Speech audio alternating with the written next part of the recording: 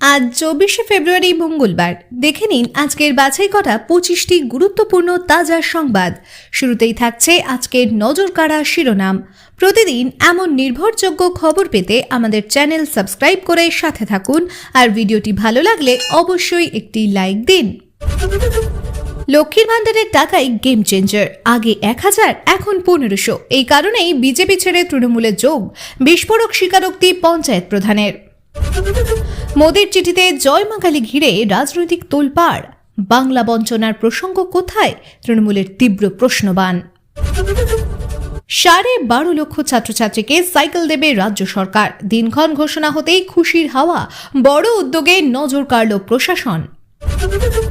তৃণমূলের প্রার্থী তালিকায় অপারেশন ক্লিন। রিপোর্ট কার্ড দেখে 40 জন বিধায়কের টিকিট কাটার জোর জল্পনা। মুকুল রায়ের মৃত্যু কি স্বাভাবিক? খুন করা হয়েছে, বিস্ফোরক অভিযোগ তুলে নতুন বিতর্ক ছড়ালেন ফিরহাদ হাকিম। এসআইআর যাচাই শুরু। 250 বিচারকের নজরে চূড়ান্ত নথি পরীক্ষা। কিভাবে চলবে গোটা প্রক্রিয়া? জানুন বিস্তারিত। নন্দীগ্রামে শুভেন্দুর হুঙ্কার, তৃণমূল একটা আবর্জনা উপড়ে ফেলব। দল বদল ইস্যুতে বড় দাবি ঘিরে উত্তাপ। জেলের ভয় দেখিয়ে দলে টেনেছিল। মুকুল রায়ের মৃত্যু ঘিরে বিজেপিকে নিশানা ফিরহাদের। রাজনৈতিক মহলে তীব্র চাঞ্চল্য।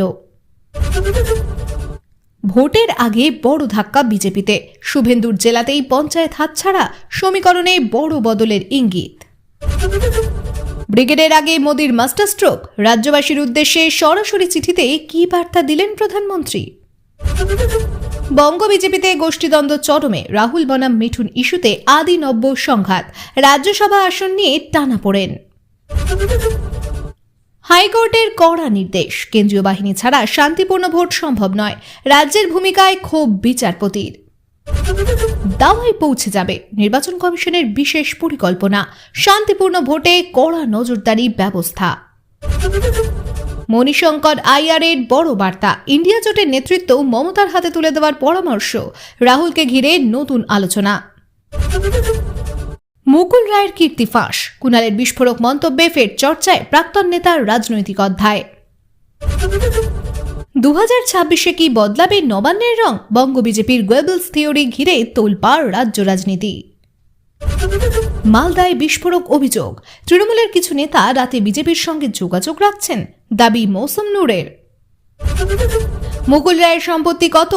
সাংসদ ও কেন্দ্রীয় মন্ত্রী থাকা অবস্থায় পরিবারের জন্য কত রেখে গেলেন? জানুন বিশদে। মালদায় জঙ্গি উমরের মায়ের দাবি, আমরা তৃণমূল করি, আমার ছেলেও করত। বয়ানে নতুন বিতর্ক। শান্তিপূর্ণ ভোটে কমিশনের গোপন দাওয়ায় কিভাবে অশান্তি ঠেকানো হবে? সামনে এলো বিশেষ পরিকল্পনা। কাঁথি দক্ষিণে উত্তেজনা। ঝাঁটা হাতে বিজেপি বিধায়ককে তাড়া মহিলাদের। জনতার ক্ষোভ বলে কটাক্ষ তৃণমূলের। 2026 বিধানসভা ভোট 3 দফায়। সম্ভাব্য নির্ঘণ্ট ও রাজনৈতিক সমীকরণ নিয়ে জোর চর্চা শুরু। কলকাতায় এসে মমতাকে নিশানা। ভাইয়া তো গেলেন, এবার দিদির পালা। দিল্লির মুখ্যমন্ত্রীর বেলাগাম আক্রমণ। শুভেন্দুর গড়ে বড় ভাঙন। প্রায় 5000 পরিবার বিজেপি ছেড়ে তৃণমূলে যোগ। ভোটের আগে বড় ধাক্কা। যুবসাথী প্রকল্পে একসঙ্গে 6000 টাকা। কারা পাবেন, কি শর্ত? রাজ্যের নতুন ঘোষণা ঘিরে চর্চা। লক্ষ্মী বনাম অন্নপূর্ণা। ভাতার না কাজ, এই দ্বন্দ্বেই পথ হারাচ্ছে বিজেপি। নতুন রাজনৈতিক সমীকরণ সামনে। এতক্ষণ শুনছিলেন সংবাদ শিরোনাম। এবার আসছি বিস্তারিত খবরে। তৃণমূলের প্রার্থী তালিকায় অপারেশন ক্লিন। রিপোর্ট কার্ড দেখে 40 জন বিধায়কের টিকিট কাটার জোর জল্পনা। 2026 সালের বিধানসভা নির্বাচনের আগে বড়সড় রদবদলের পথে হাঁটছে তৃণমূল কংগ্রেস। সূত্রের খবর, এবার প্রার্থী বাছাইয়ের ক্ষেত্রে অপারেশন ক্লিন নীতি নিতে চলেছে দল। গত কয়েক মাস ধরে বিভিন্ন জেলার বিধায়কদের কাজের রিপোর্ট, জনসংযোগ, সংগঠন শক্তি এবং স্থানীয় মানুষের মধ্যে গ্রহণযোগ্যতা সবকিছুর উপর ভিত্তি করে তৈরি করা হয়েছে একটি বিস্তারিত রিপোর্ট কার্ড। সেই রিপোর্ট কার্ডের ভিত্তিতেই প্রায় 40 জন বর্তমান বিধায়কের টিকিট কাটা হতে পারে বলে জোর জল্পনা শুরু হয়েছে রাজনৈতিক মহলে। দলীয় সূত্রে জানা যাচ্ছে, শুধুমাত্র নির্বাচনে জেতা নয়, বিধায়ক হিসেবে এলাকায় কতটা সক্রিয় ছিলেন, সাধারণ মানুষের সমস্যার সমাধানে কতটা ভূমিকা নিয়েছেন এবং দলের সংগঠনকে কতটা শক্তিশালী করেছেন, এই সব বিষয়কে গুরুত্ব দিয়ে মূল্যায়ন করা হয়েছে। যারা দীর্ঘদিন এলাকায় অনুপস্থিত অথবা দলীয় কর্মীদের সঙ্গে দূরত্ব তৈরি করেছেন তাদের নাম তালিকার নিচের দিকে চলে গেছে বলেই খবর। বিশেষ করে গ্রামাঞ্চল এবং শহরতলির বেশ কিছু আসনে মানুষের অসন্তোষের রিপোর্ট উঠে এসেছে। স্থানীয় স্তরের দুর্নীতি, কাজের ধীরগতি এবং জনসংযোগের অভাব এই তিনটি বিষয়কে সবচেয়ে বড় কারণ হিসেবে চিহ্নিত করা হয়েছে। ফলে দল চাইছে নতুন মুখ এবং তরুণ প্রার্থীদের সুযোগ দিতে, যাতে ভোটের আগে ইতিবাচক বার্তা পৌঁছে দেওয়া যায়। তবে এই সম্ভাব্য টিকিট কাটার জল্পনা ঘিরে দলের অন্তরে অস্বস্তি বাড়ছে।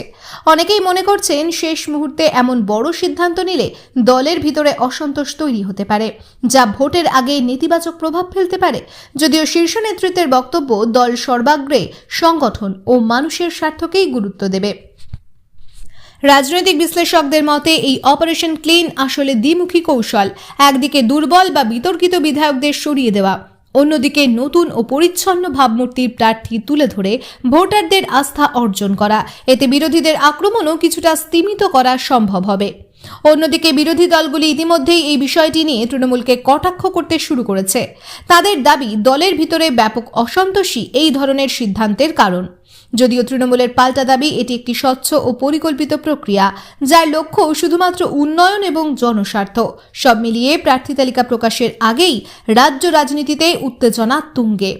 শেষ পর্যন্ত কারা টিকিট পাবেন এবং কারা বাদ পড়বেন তা নিয়েই এখন জোর জল্পনা চলছে। তবে একথা স্পষ্ট, 2026-এর ভোটের আগে তৃণমূল বড় ধরনের রিস্ক নিতেও প্রস্তুত। মুকুল রায়ের মৃত্যু কি স্বাভাবিক? খুন করা হয়েছে, বিস্ফোরক অভিযোগ তুলে নতুন বিতর্ক ছড়ালেন ফিরহাদ হাকিম। প্রবীণ রাজনীতিক মুকুল রায়ের মৃত্যু ঘিরে নতুন করে রাজনৈতিক বিতর্ক তুঙ্গে উঠেছে। তৃণমূল নেতা ফিরহাদ হাকিমের বিস্ফোরক মন্তব্যে চাঞ্চল্য ছড়িয়েছে রাজ্য রাজনীতিতে। তিনি সরাসরি দাবি করেছেন, মুকুল রায়ের মৃত্যু স্বাভাবিক নয়, বরং এর পিছনে অস্বাভাবিক কিছু থাকতে পারে। এমনকি খুন করা হয়েছে বলেও ইঙ্গিত দিয়েছেন তিনি, যা ঘিরে শুরু হয়েছে তীব্র রাজনৈতিক তরজা। মুকুল রায় দীর্ঘদিন ধরেই বাংলার রাজনীতির একটি গুরুত্বপূর্ণ মুখ ছিলেন। তৃণমূল থেকে বিজেপি এবং আবার তৃণমূলের প্রত্যাবর্তন, তার রাজনৈতিক জীবন ছিল নানা উত্থান পতনে ভরা। ফলে তার মৃত্যু নিয়ে এমন অভিযোগ সামনে আসতেই স্বাভাবিকভাবেই চাঞ্চল্য ছড়িয়েছে। ফিরহাদ হাকিমের বক্তব্য অনুযায়ী, মুকুল রায়ের রাজনৈতিক অবস্থান এবং অতীত ভূমিকার কারণে তিনি বহু শক্তিশালী গোষ্ঠীর টার্গেট হতে পারতেন। ফিরহাদ হাকিমের বক্তব্য অনুযায়ী, মুকুল রায়ের রাজনৈতিক অবস্থান এবং অতীত ভূমিকার কারণে তিনি বহু শক্তিশালী গোষ্ঠীর টার্গেট হতে পারেন। যদিও তিনি সরাসরি কোনো প্রমাণ সামনে আনেননি, তবে তাঁর এই মন্তব্য ইঙ্গিতপূর্ণ বলেই মনে করছেন রাজনৈতিক মহলের একাংশ। অন্যদিকে বিজেপি এই অভিযোগকে সম্পূর্ণ ভিত্তিহীন বলে উড়িয়ে দিয়েছে। তাদের দাবি, একজন প্রয়াত নেতাকে নিয়ে এভাবে রাজনৈতিক ফায়দা তোলার চেষ্টা অত্যন্ত দুঃখজনক। বিজেপি নেতৃত্বের মতে, এই ধরনের মন্তব্য শুধু রাজনৈতিক পরিবেশকেই বিষাক্ত করে তোলে না, বরং মৃত ব্যক্তির প্রতি অসম্মানও দেখায়।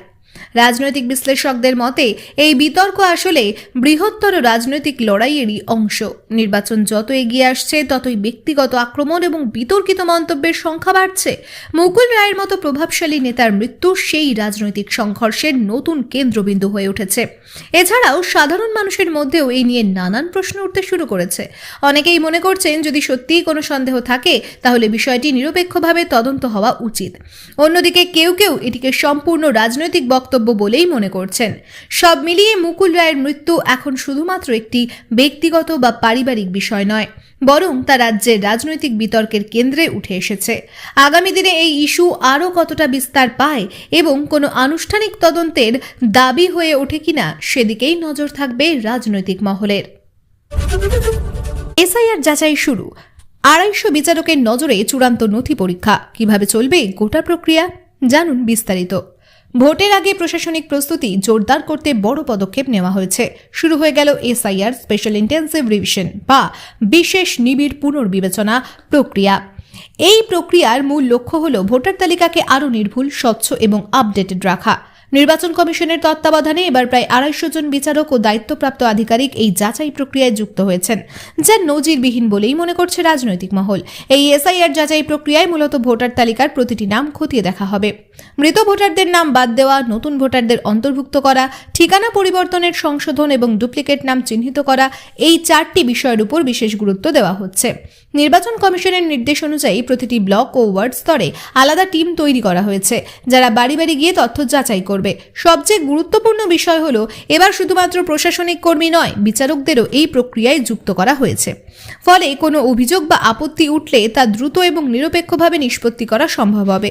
অভিযোগ জমা দেওয়ার জন্য নির্দিষ্ট সময়সীমা রাখা হয়েছে এবং প্রতিটি অভিযোগের নিষ্পত্তি নির্দিষ্ট সময়ের মধ্যেই করতে হবে, এমন নির্দেশও দেওয়া হয়েছে। ডিজিটাল ব্যবস্থাকেও বিশেষ গুরুত্ব দেওয়া হচ্ছে।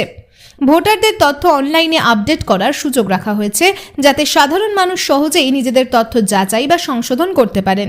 পাশাপাশি একটি কেন্দ্রীয় ডেটাবেস তৈরি করা হচ্ছে, যেখানে সমস্ত তথ্য একত্রে সংরক্ষিত থাকবে। তবে এই প্রক্রিয়া নিয়ে ইতিমধ্যেই রাজনৈতিক বিতর্ক শুরু হয়েছে।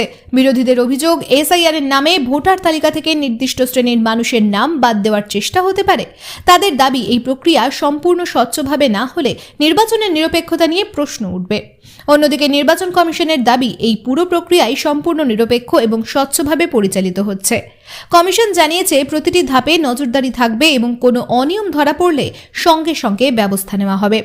রাজনৈতিক বিশ্লেষকদের মতে এই এসআইআর প্রক্রিয়া আসন্ন নির্বাচনে বড় ভূমিকা নিতে পারে, কারণ একটি নির্ভুল ভোটার তালিকায় সুষ্ঠু নির্বাচনের মূল ভিত্তি।